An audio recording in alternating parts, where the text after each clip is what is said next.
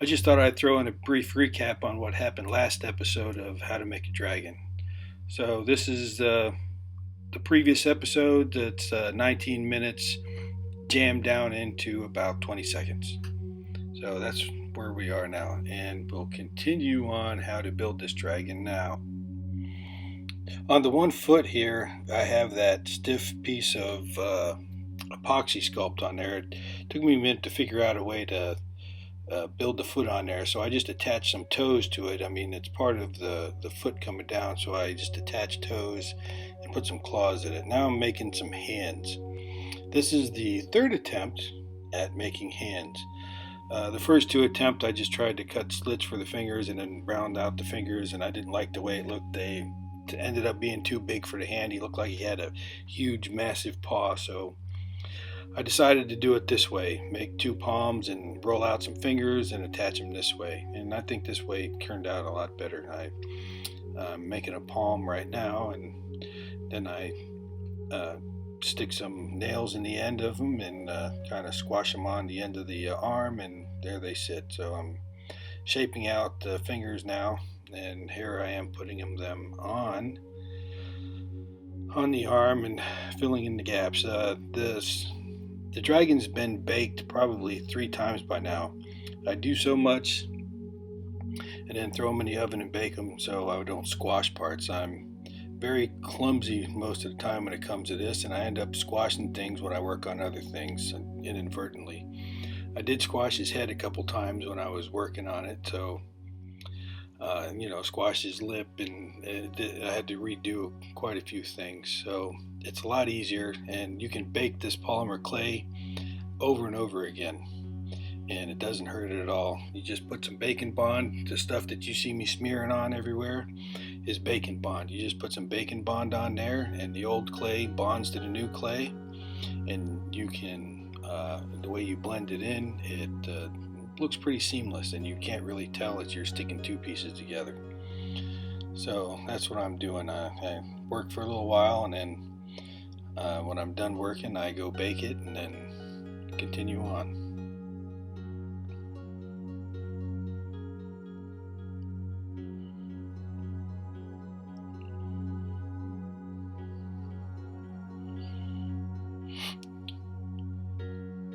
And I know a lot of people complain about how fast these videos are. I've said it before. This is compressed into. I have first video is 19 minutes, and this one's going to end up being 27 minutes and 18 seconds. But originally, all my raw files, I do record at a faster pace. But when I put them together into the program here, it was over 6 hours of video. Nobody wants to watch through 6 hours of me fumbling around and doing this. I mean, maybe I'll throw some of the raw video up there, and if anybody wants to watch the raw videos, they can go through and see how I do certain things. But it looks pretty much the same, just a lot slower. And then I have to cut out all the breaks, as sometimes I walk away, and sometimes when I'm rolling out pieces, you don't see me do anything, so I cut all those parts out where you just are staring at the foot and nothing's happening. So on this part, I know I've seen a lot of other people do sculptures, and they just shape the clay as it lays on the sculpture and make all the ridges and scales and anything like that. I don't know. I've been used to working with paper mache for a while, and I have to actually make all the scales individually. So it's kind of the way I did it with this one here. I'm putting each individual scale on and then shaping it out and then texturing it as I go. And I really like how this effect worked. I know you could probably do this with just pushing the clay around. I'm still kind of new at sculpting these things in polymer clay, switching over back and forth between paper mache and polymer clay. These are a lot quicker to put together because you just bake it in the oven and there's no drying time. So it's a lot quicker to produce one of these. It is, however, because of the scale, they're a lot smaller. and it can be a little more difficult in parts for get to the detail I want. I think this guy came out really good, but there are still some things I'm not satisfied with, and I would like to do over if I could. But once you bake it, I mean, it's pretty much done. Paper mache is a little more forgiving on that, where you can just rip things off. I guess you could cut things off on here and redo them, but this doesn't match up as well after you've done it. So you notice, like, some parts even on this video, some parts are faster than others. These parts right here were filmed at normal speed. I usually film at 4 times speed, so when I sped them up, they didn't speed up too fast, so you can see a lot more of the work I'm doing here at a little bit of slower speed. Still, sometimes can be kind of boring, although I really do enjoy watching other people sculpt, so I can see how sometimes this is enjoyable, watching these kinds of things come together, and I do like watching it. So I guess I need to make some more slowed down so you can see what I'm doing, but there'll be much longer videos, and I think they'd be a little more boring because watching this at a regular speed, unless you're really interested in it, it's not the same. Okay, if you look at the on the board there, I have some epoxy sculpt surrounding the post coming out of his foot. What I did there is I do have a hole drilled in the bottom, and I put him in that hole, and I surrounded it with epoxy sculpt, and then pulled the leg out, let the epoxy sculpt harden so it would stay in place like that. Alright, now I'm doing the plates that run along the top of the legs. Basically how to do this is I took some, this is Primo Sculpey, and I ran it through my pasta machine, made a flat piece out of it, and I cut some triangles out of it and pinched it down the middle, and then placed it on the leg, and now I'm texturing it. The reason I'm using Primo Sculpey here is because it's a lot more flexible. When you bake it, it bends before it breaks, so you have to bend it pretty far to get it to break off. And when I bake these, at times, parts become firm and set up, and when I'm handling it, sometimes pieces break off. So the Primo Sculpey is a lot more forgiving, which is why I use it. And then on here, I'm taking the gray Super Sculpey, and I'm rolling it out, and then covering the body with bake and bond. Sounds like I'm saying bacon, but it's bake and bond.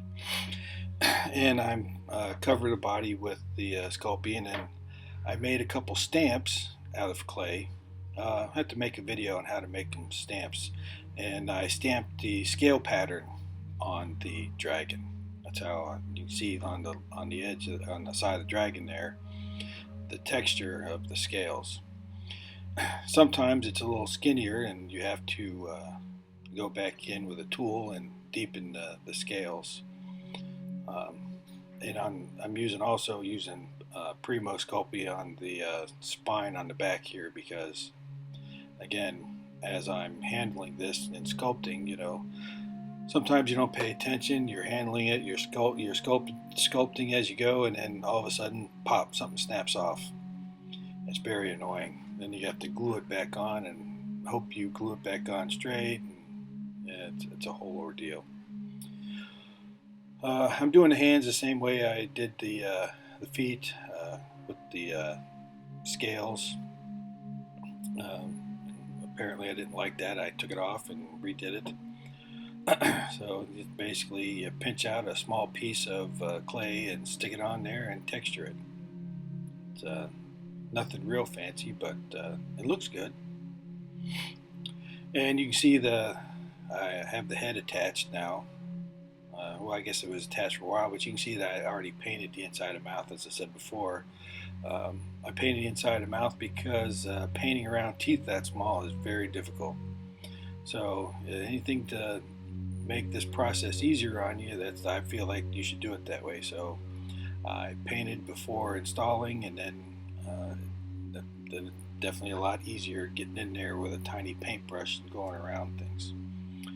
The shoulder plates are done just like the leg plates are. I cut out a triangle, out of a flattened piece of Sculpey Primo, pinched down the middle to put the ridge in the middle, and put it on his arm, and then got the tool out and textured it. And the fact that these everything's already hardened because you've already baked it makes it a little easier. You can't screw things up and crush them. Although, like the arm spikes aren't quite done, they're easy to, when you grab a hold of it, you'll squash some. Yeah, I've done that a couple times where you're working on something, you think, okay, I got that good, and you put them down and you look, and a couple of the spines look like dots now because they've just been squashed down. Anyway, so just finishing off the shoulder plates here. You know, as I said, it's pretty simple. They look pretty good for as simple as they are. I do like the way they come out. And then for the texture on each of the horn or the spikes, I take my tool and then draw some lines in them to give them some texture. So when you hit it with paint, you can see there's texture there. Okay, around the inside of the mouth there, I used the black Primo Sculpey, so it looks dark in there. But I've said before about making things black with the primer stuff, so it's dark. Okay, now it's time for building some rocks. I wanted some counterweight on this board here, so I took two fishing weights and covered them in Sculpey, as you can see in the front there. And then around the epoxy sculpt, I used an old piece of it's a actually Sculpey 3, an old purple piece I had, and I'm using that to make a rock. And you think, oh, making a rock is easy. Then you start making a rock, it's like, oh, does this even look like a rock? So I think I got it pretty good, the whole rock thing down. So that's basically how I did it. And then back to the mouth. I really wish I had made these pieces in his mouth with the black Primo. I had to get in there and paint, and it was hard to hit everything the way it was, so it was a real pain. I really wish I'd have done that with black Primo. You'll see here I do the top lip in regular Sculpey, and I did the bottom lip in black, and that's when I realized, oh, I should have done this in black.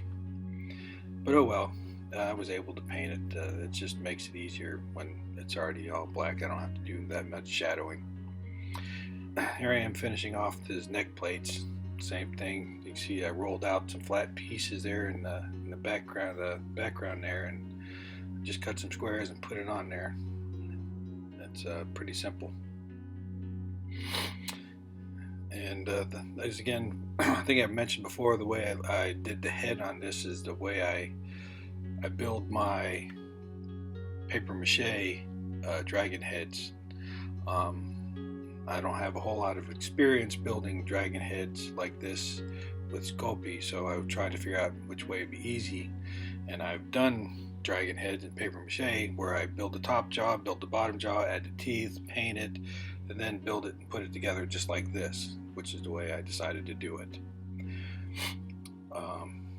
And I think it turned out pretty good for me, and that's the way I did the other dragon, but the other dragon's mouth was closed, which makes a closed mouth is a lot easier. There's no teeth or tongue or anything involved, it's just a closed mouth. But I wanted this guy to have an open mouth, and I want him to look mean, like he's snarling and trying to, he's coming in for a landing and attacking. That's what I wanted this guy to look like. I think I kind of captured that with the way I did it. You'll see with the way I did the snarl. I was scrolling through Instagram one day, and I saw a dragon mouth, and it had a snarl on it. I was like, ooh, that's what I need to do, have him like bare his teeth like a dog or any pretty much any animal where they bare their teeth. That's what I wanted to do, have him bare in his teeth like that. So that's what I attempted with this. The eyes, I buy my eyes on Etsy. There's a person that lives in Sarasota. I can leave a link down below where I buy the eyes. I have a lot of people ask me where I get my eyes. I didn't paint these myself. Actually, I take that back. My wife painted these eyes. I wanted some red eyes, so she painted these for me. They were just blank glass cabochons, and she painted them for me. So here's my first attempt at a snarl. I didn't like the way this one came out, so I had to redo it. I do squash it down and actually about 5 times I redid that way that the lips look here. And this is my wife coming in and giving me pointers. I like going to her, asking her opinion on what she thinks of things, and then sometimes I don't follow her opinion. She doesn't like it. But I do like to get her opinion on things, and the majority of the time I take what she says because I do appreciate her opinion on things. So it's much easier putting eyelids on the dragons with clay than with cloth mache. When I do the cloth mache, it takes me 5-6 times to get it right, but here one time and it goes on and it's pretty much done. A lot easier doing it with the clay than cloth mache. Maybe I ought to start doing using paper clay for them. I don't know. I have to see how that would come out. I don't know if that would come out right at all.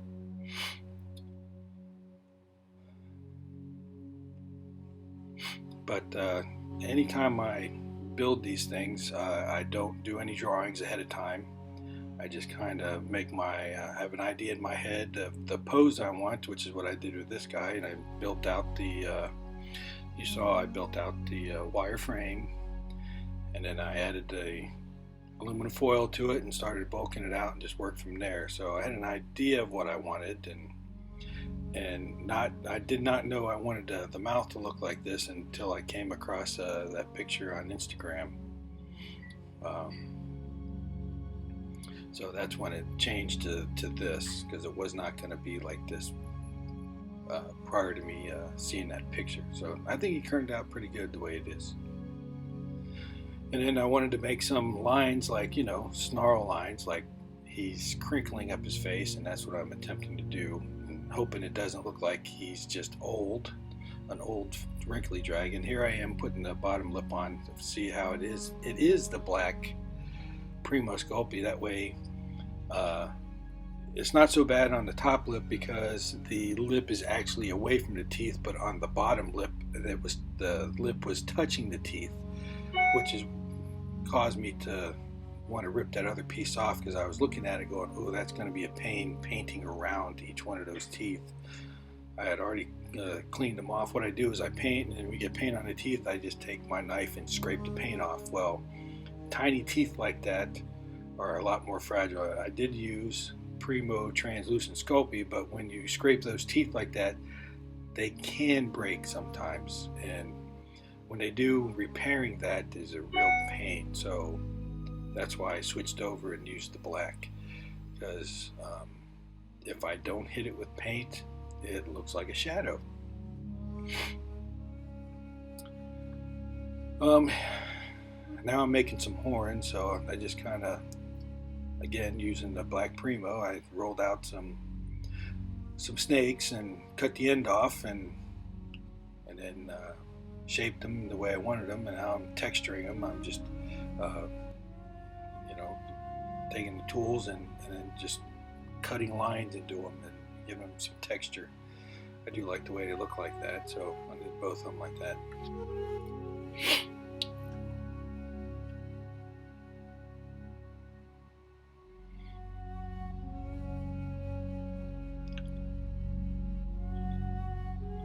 Not real exciting sometimes. So I already, I'm bulking out the neck to where I want to put the horns, and somehow that footage of me putting the horns on got kind of lost. I don't know if I pushed stop or forgot to push play, but here I am adding and bulking out the head and neck. I don't think I have baked this yet. I think his head is still unbaked and soft. As you can see, there's a whole depression in the top of his head behind his eyeball. That's where the top horn is going to be. I think now it's been baked.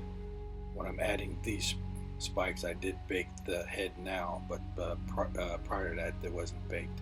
So I have 3 horns I put on each side of the head, one up top, one in the middle, and one on his bottom jaw. And there they are. So, and then as you can see, the texture I cut into them and makes them look like they are, I don't know, some horns have texture like that, other horns are smooth, but I did like the way, I like the way it looks like that, and that's why I've done a lot of other horns. That's the kind of texture I use, so I went with it. Now I'm just adding a bunch of other spikes and horns.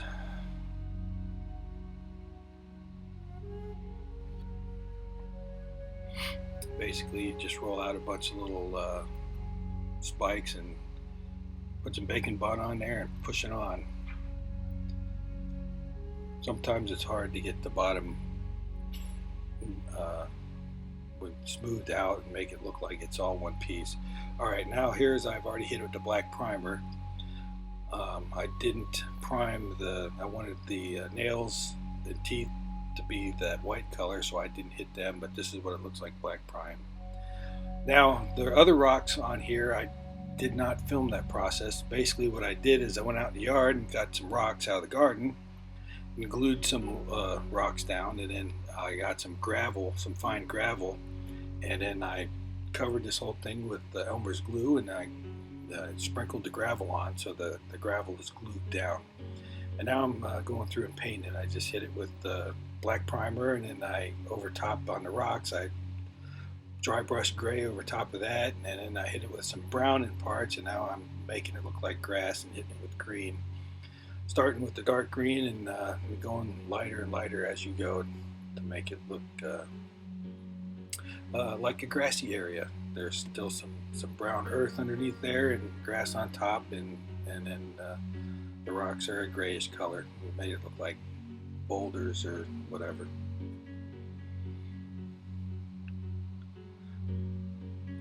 And then after you paint all the rocks, you touch up the edges and make it look black and nice. Okay, I think the part that gives me the most stress is what color to paint these things. My wife wanted it to be a more earthy tone dragon with browns and grays and whatnot, so that's what I went with. I went with her suggestion. So I pretty much brush on the dry brush to paint over top of the black. I mean, not so much a dry brush, but the paintbrush I use isn't totally soaked where it's the black is going to show through. The way I lightly brush it on there, so the shadows are still there and it's not totally covered. And you saw me paint the wings in the previous video, so it's pretty much the wings match the body. That's the fingers of the wings are a brownish color, and the middle part is a blackish color, so which is what I did here. And I do have a video in the making of my painting technique of how I paint my paper mache dragons. That'll probably go up here shortly if anybody's interested in that.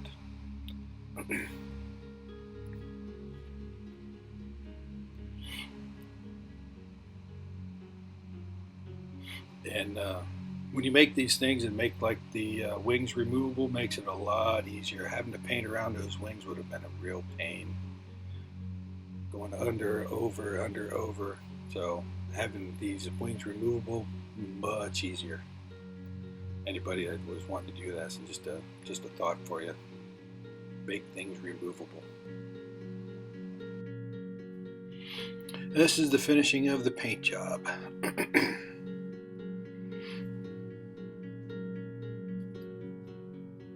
Alright, here's the base finished. There's the hole that I put in there. I made it a triangle shape. That way, the first time I put the dragon in there, he spun to the left and then spun to the right. So I made the post a triangle shape and the whole triangle shape so he doesn't spin. So basically this is how the dragon, there's the post off his foot there, and basically this is how you assemble this piece. Dragon slides in base like that.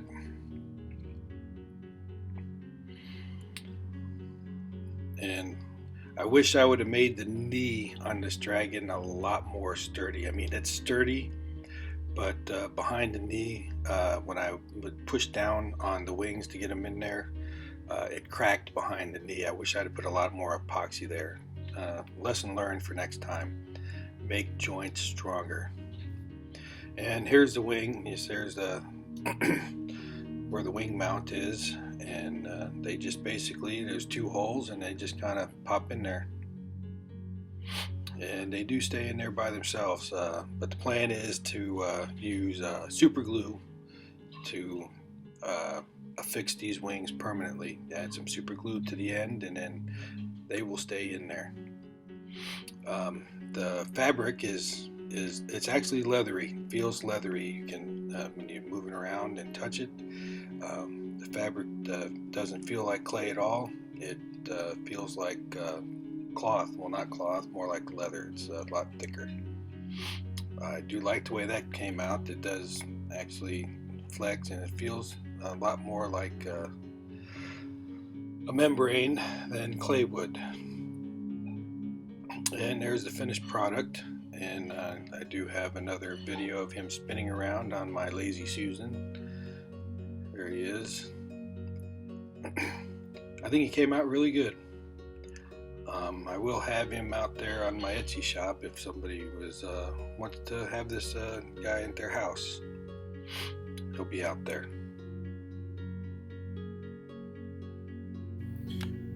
I hope you enjoyed the video of me making this guy.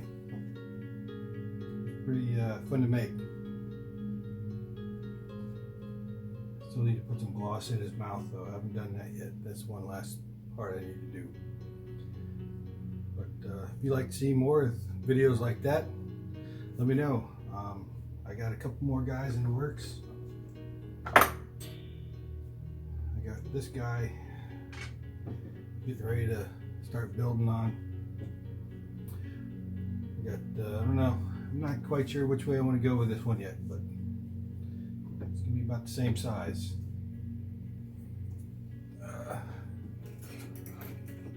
Thanks for watching my videos. Thanks for all the support, you guys. You guys are great. I love the comments.